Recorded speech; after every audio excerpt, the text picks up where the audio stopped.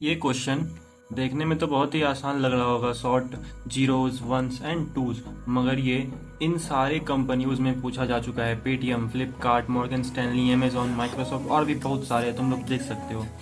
तुम देख के सोच रहे होगे कि कितना आसान क्वेश्चन है, बस शॉर्ट ही तो करना है। लेकिन विश्वास करो मेरा कि जब तुम इसका ऑप्टिमल अप्रोच जानोगे तो तुमको लगेगा वाओ ये क्या था।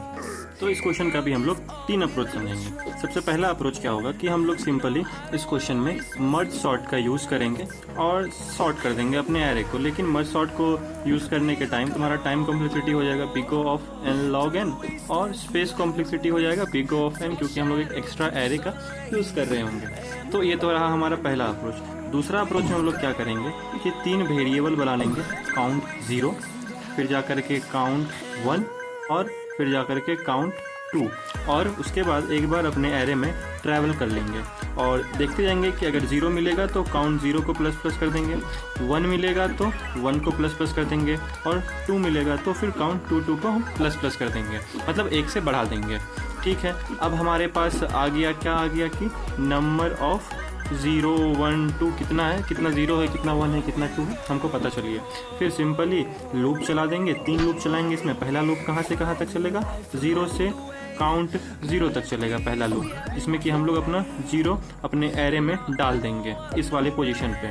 उसके बाद दूसरा लूप हम लोग चलाएंगे काउंट 0 से कहाँ तक, काउंट 0 प्लस काउंट 1 तक। ठीक है, और इसमें हम लोग अपना 1 डाल देंगे एरे में, और जो हमारा तीसरा और आखिरी लूप चलेगा वो काउंट 0 प्लस काउंट 1 से लेकर के n-1 तक चलेगा, और इसमें हम लोग अपना 2 पुट कर देंगे।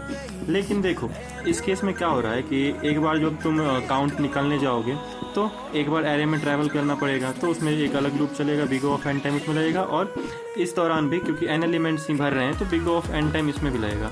तो पूरा टाइम कॉम्प्लेक्सिटी तुम्हारा यहाँ पे क्या बन जाएगा, बिग ऑफ 2n, और स्पेस कॉम्प्लेक्सिटी बिग ऑफ 1 बनेगा।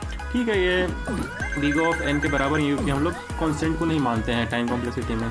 लेकिन इंटरव्यूअर तुमको बोलेगा कि हमको एक ही ट्रैवल में बस एक बार एरे में ट्रैवल करना, और हमको भाई तुम एरे सॉर्ट करके दो, तो तुम कैसे सॉर्ट करोगे।